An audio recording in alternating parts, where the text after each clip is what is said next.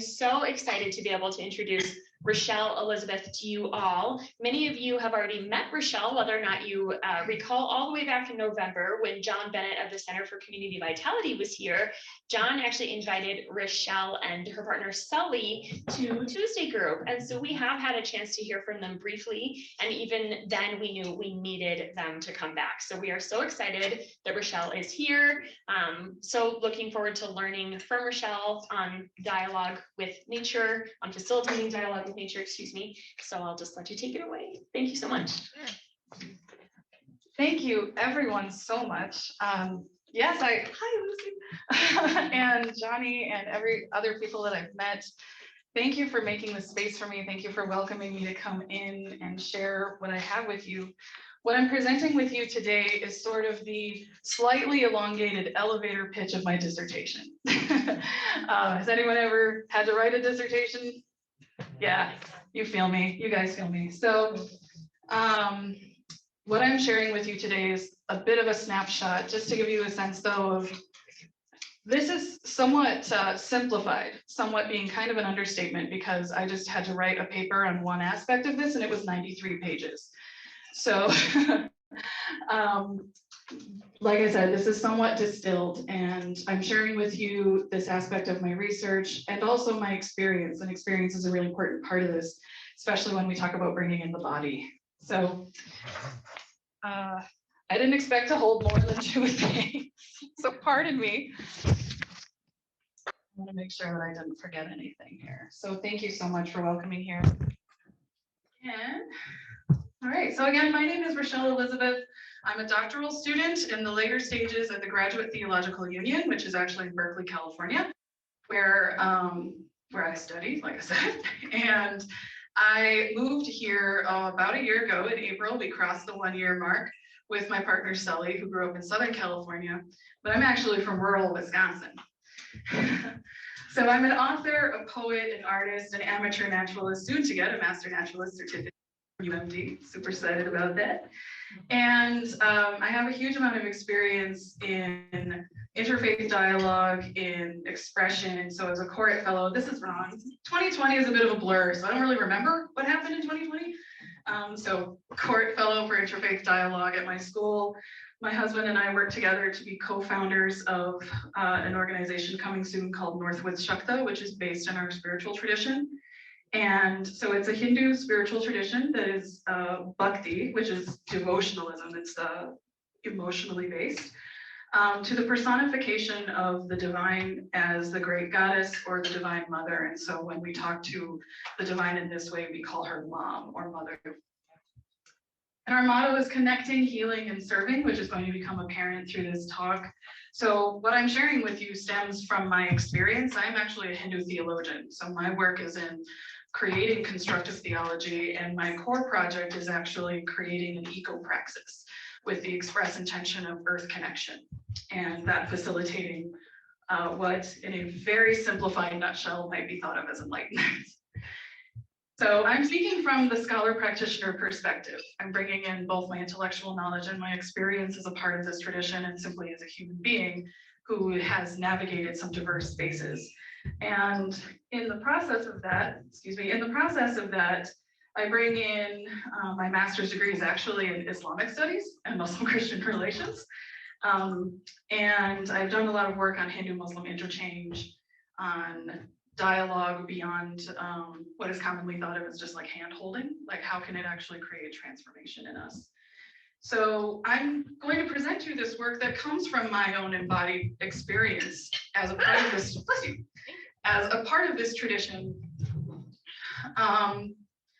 And as I do that, I invite you to engage in your own dialogue with it. I'm not asking you to accept things the way that I see them. I'm inviting you to engage with it in your own dialogue. But some aspects of my tradition that might help frame what we're going to go through is that my tradition is non-dual. Does anyone know what that means? Cool. So non-duality in this sense means that there is no intrinsic difference between the divine as the transcendent reality and as immanent and all material reality as well. So my true nature is divine, and from my perspective, so is all.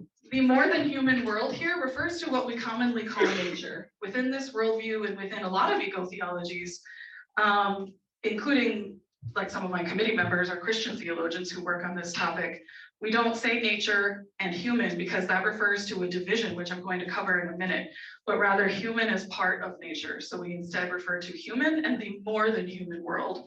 So in that case, I'm talking about the lake, the trees, the sky, the animals, the earth. And what I call the principle of nurturance, which in my work as a theologian is something that I discern that guides the way in which we interact and the reason that we interact. Pardon me, I haven't done a talk in a while, 2020. I also welcome your questions, but please hold them till the end or I'll lose my train of thought. And let's go on then. Oh, and so, like I said, I grew up in rural Wisconsin. I grew up barefoot in the woods, and I didn't know how much of a privilege that was until I left. I did my master's in Connecticut. I lived in the Middle East for a little while. I've been around, and my husband is from Southern California, where he grew up in the concrete jungle. And so bringing him here and watching him connect, you should have seen the first time he saw fireflies. It was the best thing ever. But my question when I think about the eco-crisis is how did we get here? And we might immediately think of things like fossil fuels, capitalism, all these things, but why do those things come into existence? How can we really get to the heart of what is going on within the human self that contributes to this problem? So I asked that question to figure out how to create the most effective path forward. And I actually found the answer in, I'm sure we can find the answer in many places, but I found it specifically in the field of eco-psychology, which is a realm of deep ecology. And one of the foremost thinkers of that is Theodore Roszak, Andy Fisher, also excellent, recommend them both. And they're moving from what we're doing to why we're doing it. They're looking for the psychological reasons for what creates this kind of disconnection. And one of the things that motivated Roszak especially is that he noticed that the environmental movement was relying on methods of shock and shame, and that was not only ineffective, but counterproductive and served to increase distance between all of these areas. So eco-psychology is really based in challenging this deeply ingrained habit of ignoring the psychological significance of the human-nature relationship, which comes from radical eco-psychology. Highly recommend it, excellent book.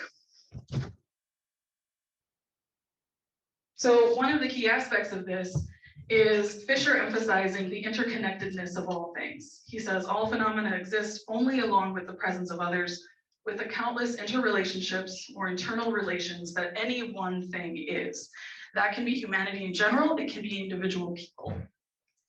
So what he calls this is the psyche-nature dualism, or the disconnection itself, the idea that nature is one thing and the psyche and the body of the human is something else, which is what we flip around when we refer to the human and more than human world. So instead, the emphasis is on this interconnectedness. But interconnectedness requires us then to explore the ways in which we have created separation. And so this is where we get to what creates the paradigm of the Anthropocene. Anthropocene being this epoch in which human activity is the major influencer on the earth. And all of these systems participate in it. So I call these hierarchies of objectification, and these four are the ones that I deal with in particular, but there are others. So coloniality is it's a term that embraces not just the history of colonization, but the ways in which colonization still lives. And we'll talk a little bit about that. Patriarchy, capitalism, and racism as well all create hierarchies that have a very select number of people at the top, often the same people. And what we have underneath those people are varying degrees of objectification in which the people at the top get to decide who is more human, who is less human, who is more deserving, who is less deserving. And one of the areas of eco-psychology or deep ecology that highlights this really well is called Eco-Feminism. Everyone, sorry, asthma. Has anyone ever heard of Eco-Feminism before? Cool. I'm just going to assume you've heard of everything. That's good. So one of the things that ecofeminism shows us is that the way we treat people and the way we treat the planet are deeply interconnected. So that becomes important for what I'm going to share with you for healing this disconnection. And I apologize if I'm going a little bit too fast. I'm going to try to slow down. So before we move on, let's take a second and look at what the results of this disconnection really come down to. The first part of it is the eco-crisis as it now stands. Habitat loss, loss of biodiversity. And I'm drawing a blank, but lots of other stuff that I know we don't need to reach too hard to find. Part of that is the loss of connection between human beings. We become desensitized and we become paralyzed. We become overwhelmed with the gravity of these problems and our fear that either we don't have the ability to make the kind of change that will really do something, or all we can do are these small things that are often just kind of covered up with greenwashing. So instead, we kind of generally turn, and by we, I just mean people in general, not going to take apart anybody's personal stuff, but consuming and numbing. We rely on consuming to make us feel like we're doing something, and often that just creates a cycle of numbing out. So greenwashing is one of the ways that this happens, and as well as misappropriation in lieu of systemic change. So this continual choice to choose comfort over substance. Misappropriation is something I'm speaking particularly from my experience with the Hindu tradition, not simply mine, but this is the tradition that I have adopted. This is the experience of people who've been dealing with it far longer than I have. And we'll talk a little bit about that as we go on.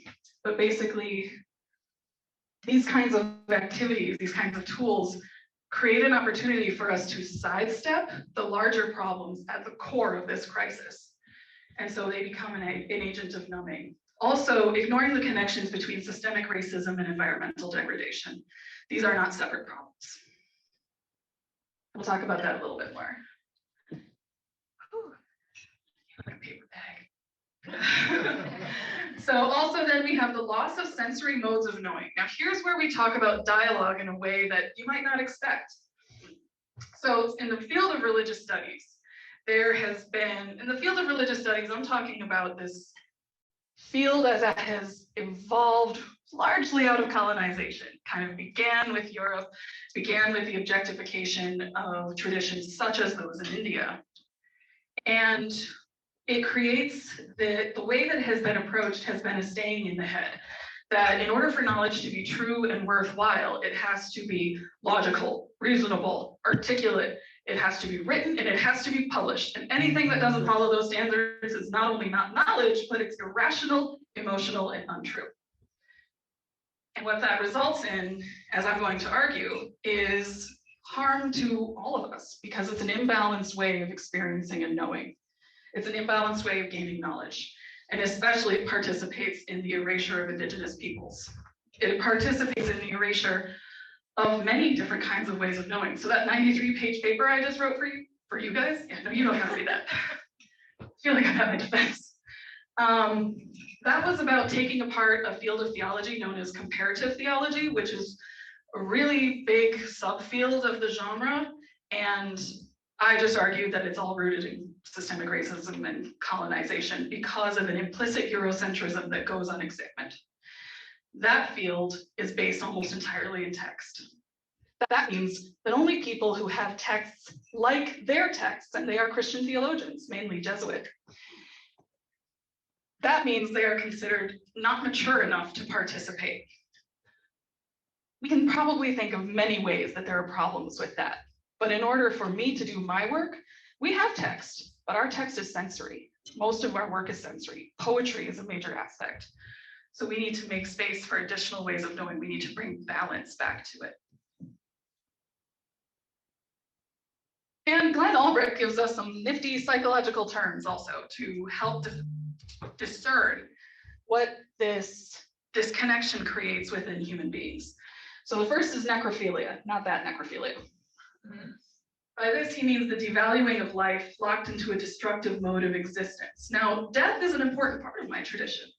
It's part of a natural cycle, but this overemphasis on destruction makes us desensitized, and it also creates a feeling of powerlessness. And when I ran this past my husband, he was like, oh, social media? I think, yeah, we could probably say that. Another one is ecophobia, denial of the value of biodiversity, the physicality of the earth, and the processes of the more than human world. When I hear this, I think of that politician that's like, it's just an owl, they can get more owls. All of these things are part of, sorry, movie reference. Just said. Oh, when I think of ecophobia, this is the word that can describe the person who says, we don't need to worry about the loss of one species in an ecosystem because it's just, whatever. And of course, that creates a domino effect of destruction. The next one is, so I'm going to hope I pronounce this correctly, solastalgia, the feeling of desolation about the emplaced and lived experience of the chronic deterioration of a loved home environment. And I'm going to add land theft to that as well. It is the feeling of watching your home be destroyed and or taken away from you. Eco-paralysis, something that maybe a lot of us can relate to, the inability to meaningfully respond to the eco-crisis. It's overwhelming. It's hard. I'm not going to deny that. And there are many, many ways to contribute to healing it, and it requires a diversity of ways and approaches. All of these kind of can be culminated in what Richard Louv calls nature deficit disorder. Without close physical contact with the wild, the development of a healthy personality is compromised. So let's take this apart for just a second. Close physical contact. That means not simply in the imagination, but it requires sensory experience. Next, with the wild. This is different from thinking about curated parks and cities.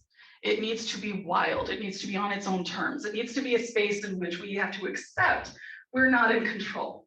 We have to become part of that cycle. And when he talks about the development of a healthy personality, he actually refers to adults that suffer from this, and I would argue in some way most of us do, as immature adults. This lack of connection adds to the inability to create things like compassion, empathy. It leads to an overemphasis on creating a world bent around our comfort and a lack of understanding about interconnectedness and interdependence. So these are the results of this disconnection. There are many, many others that I am hardly passing by. Again, this is my elevator speech, a little bit elongated. And we're going to go through a little bit more of this as we talk about what do we do about it. So when I understand the problem of disconnection like this, it reminds me of trauma work. It reminds me of pain, of suffering, and the way in which even those of us at the top of some of these hierarchies don't realize how we have been harmed by them as well. So approaching it as healing this disconnection. So how do you heal a disconnection? If you find someone that you want to get to know better and create a relationship, what do? You talk to them, you get to know them. And that's what we're going to do, or that's what I argue. So first we need to think about the conditions for this relationship, because we can't be passive about this. This has to be something that we're extremely mindful and intentional about, and that's important for it to succeed. So the first, in the field of interreligious dialogue, now we've kind of transitioned from eco-psychology to that, is epistemological humility and self-inquiry. And that simply means the ability to look inside with honesty. Be aware of our situatedness and our participation in systems of disconnection and the intentional shift away. So in decolonial theory, that's sometimes referred to as de-linking. If you find the link between the way that you sit and the way you benefit, for me, a lot of that is acknowledging white privilege, to intentionally de-link it, turn it upside down, undo it. And that's hard work, not gonna lie. The next one is hospitality, making and holding space free of judgment, expectation, or entitlement that allows the inflow of knowledge and experience, modes of becoming. If you want to get to know somebody, but you show up and you're like, this person doesn't like me, or I don't think they're going to say anything I really care about, I'm just here so that my conscience is clear, you have already set yourself up for failure. So we need to make space for what we can receive. We need to make space for that inquiry. You need to clear the weeds for the plants to grow. And education. So I've added this one because it speaks to the intentionality of this project, taking personal responsibility for what one has yet to learn, human and more than human. And that specifically refers to not being passive, understanding that our ability to engage in this dialogue requires us to start, from this place of situatedness. And I'll illustrate that in a little bit, I think, on the next slide. And then empathy. So in this case, empathy is part of what you bring, but it's also part of what gets continually cultivated throughout this project. And we're talking at one level on the ability to see this through the lens of interpersonal relationships. But I say yet in the context of these hierarchical systems of disconnection. That means you need to cultivate this based on where you are. And in my work, that's I use what's known as the colonial axis of power to help situate that. The colonial axis of power is a nifty graph made by Walter Vignolo that basically allows you to reflect on the situatedness of your body, not where you hope your mind is, but your body, your bodily reality, and how it relates to those systems of oppression that I just talked about. Whether you mean to be part of them or not, if you were born and raised in this context, then we have internalized them. And how we internalize them depends on the bodies we inhabit. All right. I feel like we need to like pick it up. It feels a little somber. It gets better, I promise. You're paying attention. Thank you. So there are two layers to this dialogical engagement. One is human-centered and one is more than human-centered.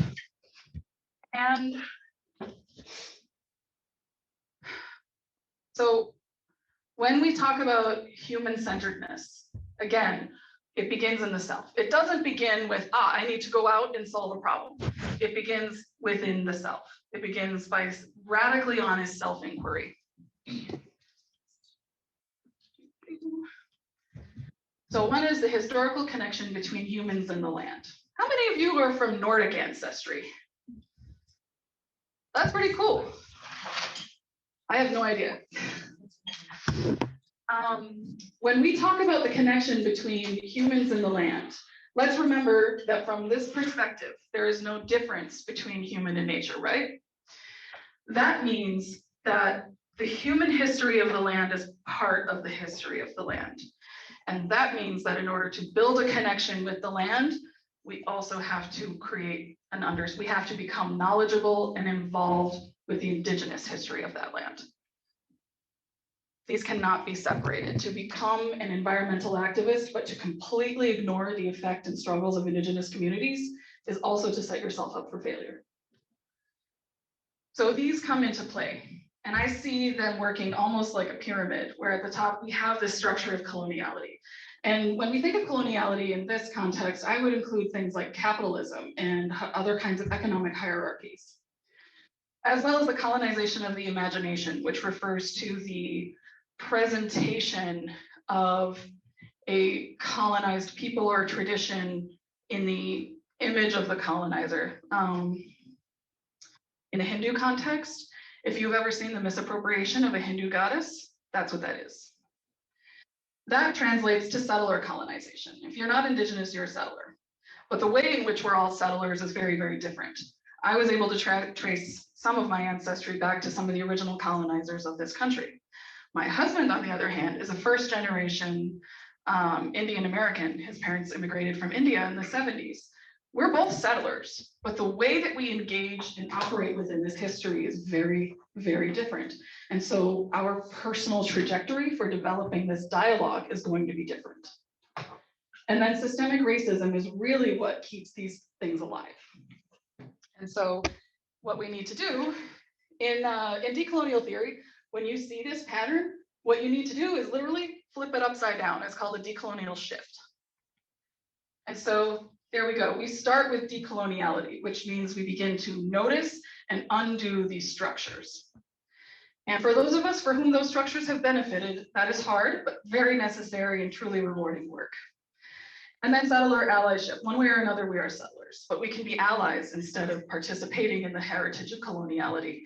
And if any of you are interested, I highly encourage you to Google the book, Unsettling Minnesota. Has anyone ever heard of that? We just need to hang out, like you and me. So that was one of the best examples I've seen of what it really means to be a settler ally, because generally the way that we approach that is superficial. It makes very little impact. And then, of course, actually practicing anti-racism to notice it. Now, I have to say here, as a white scholar who practices a Hindu tradition, if I only wait till I see racism to do something about it, I'm not going to see it. It doesn't impact me that way. I'm not going to see it. You have to go looking for it. You can't be passive about it. You have to be willing to engage.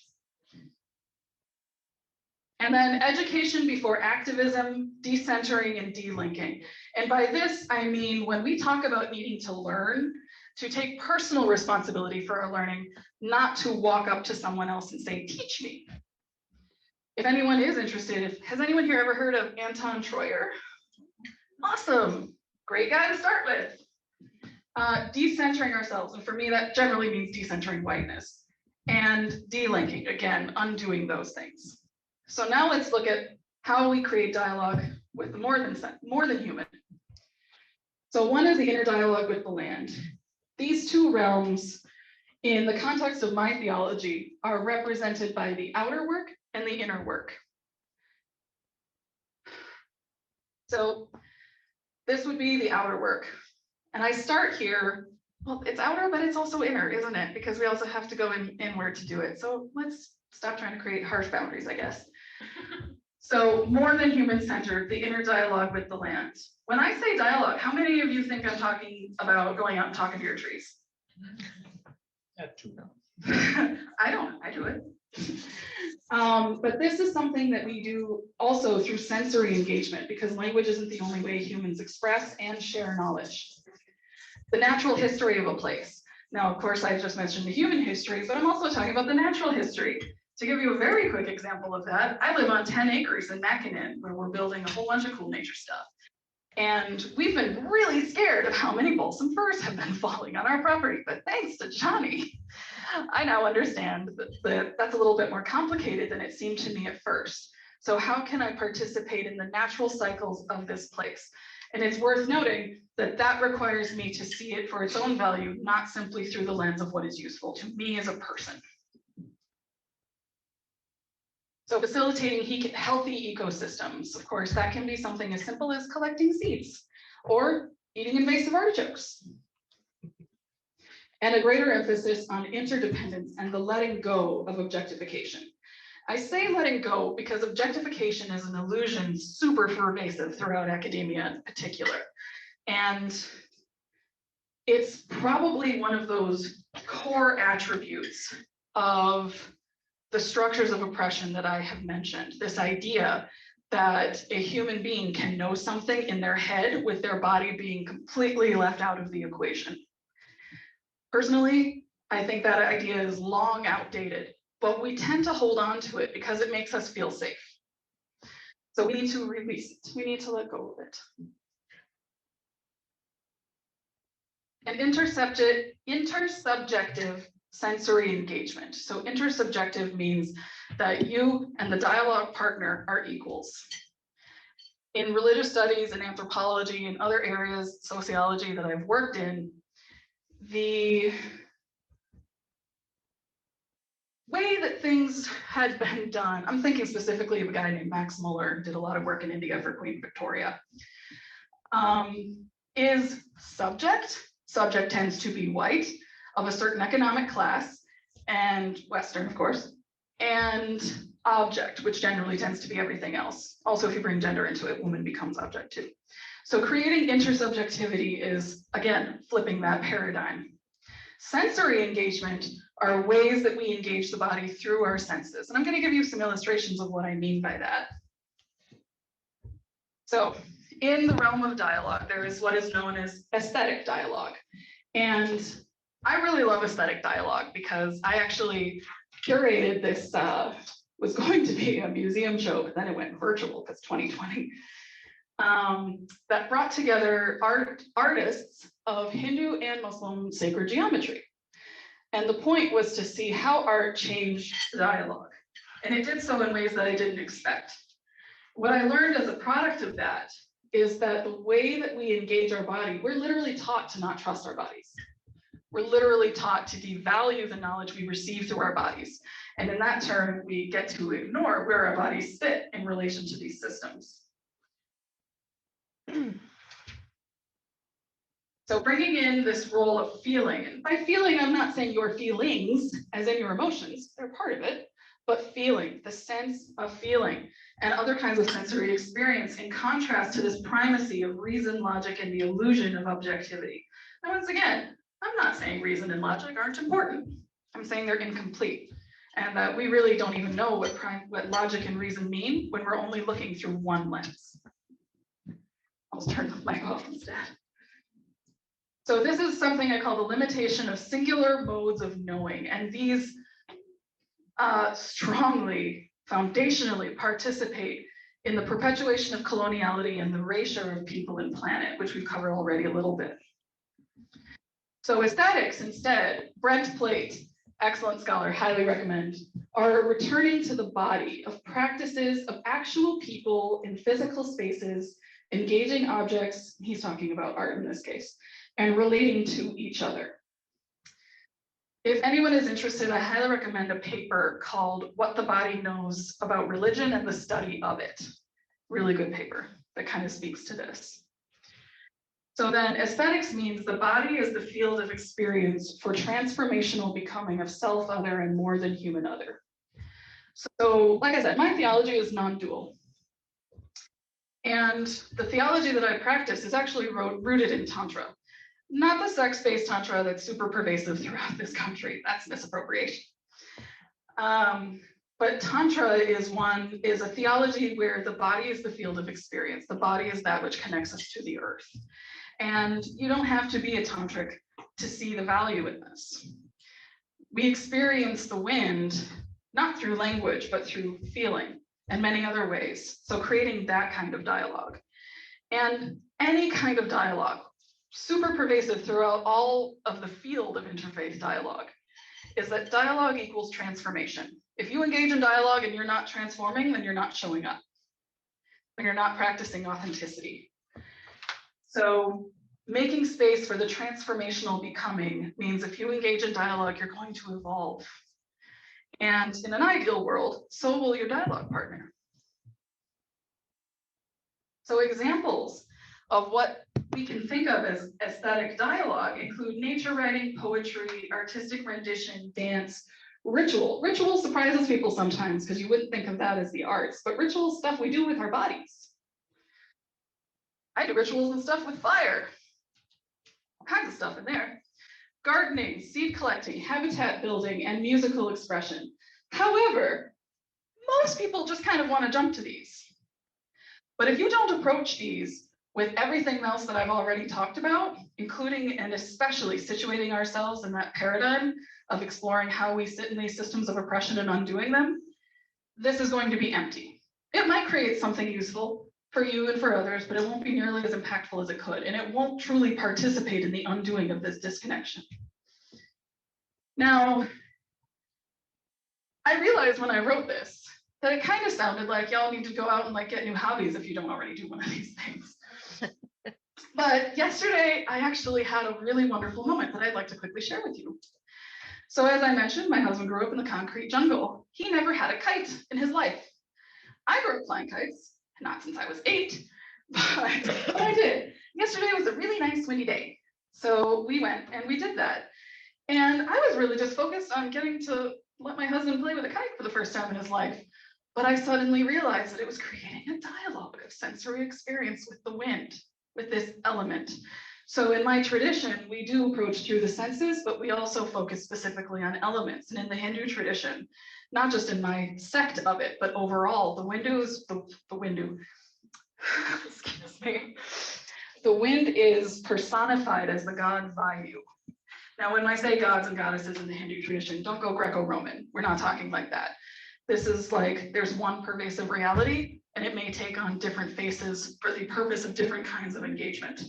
So, so I was flying this kite, and I could feel the wind. I had this increased sense of the fact that the oxygen we breathe and the air around us is kind of like a liquid in the way that it flows. So many nosedives. I was running from that kite. It was out for me. And that caused me to stare at the sky. And I was able to view the way the clouds were moving, which gave me the opportunity to notice how the clouds were different on a day in the spring in this location with different atmospheric conditions. I also got an opportunity to see all the birds that were around us, and we have a lot of birds around us. It's a big part of what we do.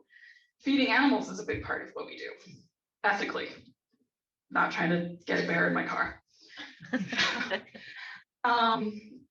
What I realized is that the dialogue that flying that kite gave me the opportunity to experience was completely and entirely unspoken.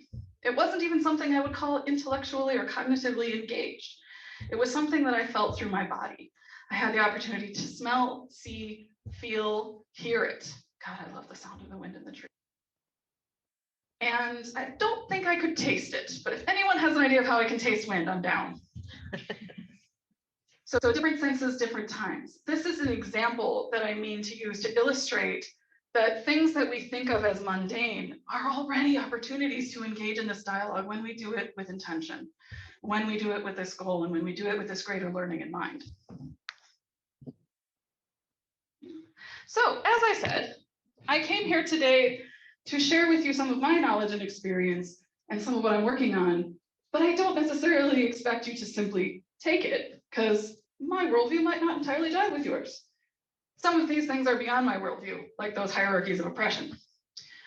But I invite you to engage with me in dialogue. Explore what this connection means to you through your worldview. And along those lines, I have some tips. So, as I said, dialogue with my perspective. Engage in dialogue. Dialogue is how we get away from the violence of misappropriation. Notice that it is inherently violent. To give you a quick example, so like I said, we practice a Hindu goddess tradition. We went and got some tattoos in Duluth, and the guy next to us giving somebody else a tattoo said, "Oh yeah, I have this tattoo of a goddess on my chest." And he happened to choose the fiercest of all goddesses.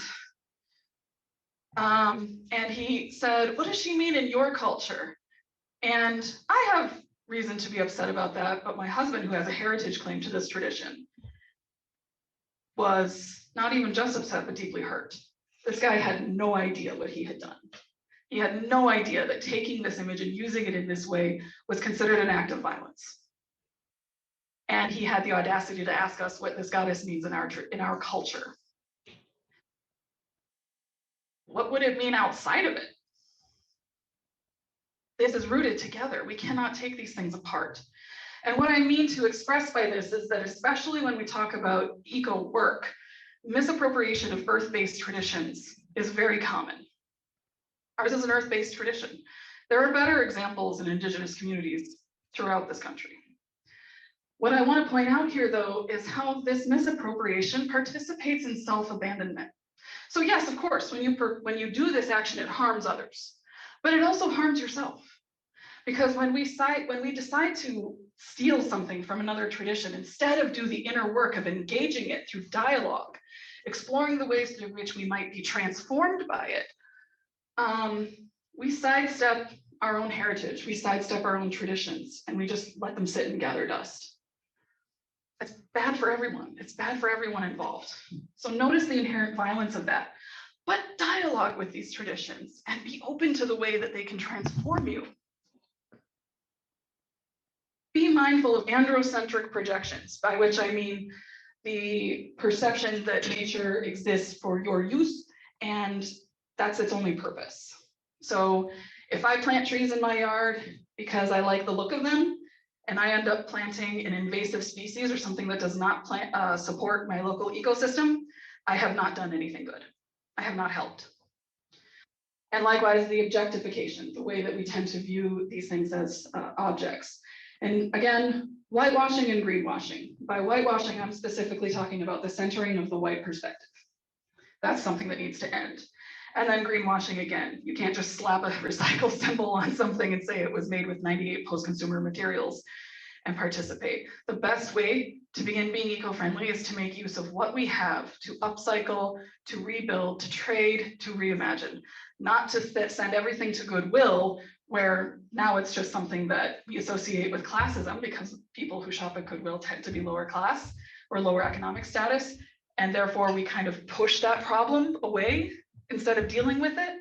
Meanwhile, we keep things like $60 super organic fair trade hemp tank top. These things do not make us eco-activists.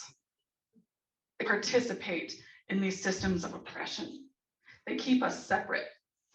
And then engaging the body. Get out of your head. If you're going to walk through the forest and engage in this dialogue, notice when you're doing that only through your head. It can take some time. It can take some time to learn to listen to the body, to simply sit and listen, or to smell, or to taste. Careful with foraging. Don't die. Shameless plug time. So if you're interested in any aspect of this, as I said, this was a super fast walkthrough of a very huge project that is very interdisciplinary. My advisor loves me. So that was sarcasm. So Ely Folk School plug. So I'll be teaching a 3-part class where we kind of break this down and we go into it further. June 23rd and 25th, we'll be focusing more on exploring these systems of disconnection and healing. And then we're going to go on a group hike where we put some of this into action. July 21st and 23rd, we're going to be looking more at aesthetic dialogue and engaging the body. That will be, so interestingly, an aspect of eco-psychology that is well known is the necessary incorporation of spirituality. Excuse me. It doesn't have to be a particular spirituality because we exist in dialogue. From the perspective of my tradition, diversity is not only necessary, but divinely ordained. We learn through difference, not through comfort and sameness. So in that sense, I'll be teaching some methods to engage in aesthetic dialogue, including guided meditation, one that is not misappropriated. And we'll then be practicing some of this stuff at a lakeside. August 25th and 27th is my personal favorite because we'll actually be coming to my house in Mackinnon for a fireside night sky viewing. We're fortunate that we have dark sky at our place, as well as wolves and owls and bats and all kinds of lovely things. And we'll be exploring the dark side of nature and this understanding of balance, the way that death, decay, I feel like a lot can be summed up under death and decay, but how these are necessary parts of balance. And again, with all of these things, we're talking about bringing things back into balance. And then hopefully at the end, at TBD, we'll have a pop-up gallery where we're able to share pictures, poems, nature writing, observations, experiences. My husband, for example, is a musician, in addition to being a finance dude. And last night we were sitting on the deck enjoying that beautiful wind under such beautiful moonlight. And he plays many instruments, Western and Indian. And he brought out a bansuri flute, which is a bamboo Indian flute. And he just played the way that the wind made him feel. That's an expression of aesthetic dialogue. And we call those sonic mandalas because like a mandala, it gets wiped away at the end. It's not recorded, it's not made consumable. You got to be there or you're done. So to share with you a little bit of my own dialogue. So this is, I'm working on practicing what I preach. And the sensory experience and engagement of the planet is actually a very important part of my core theology. So what I'd like to end with today is a poem that I wrote that's part of my engagement. Again, I refer to God as Ma, that means mother. And I'm speaking from a perspective of non-duality in which we are all inherently divine. So this is the first time I've shared my poetry in public, so thank you guys for your hospitality. It's called Garbage.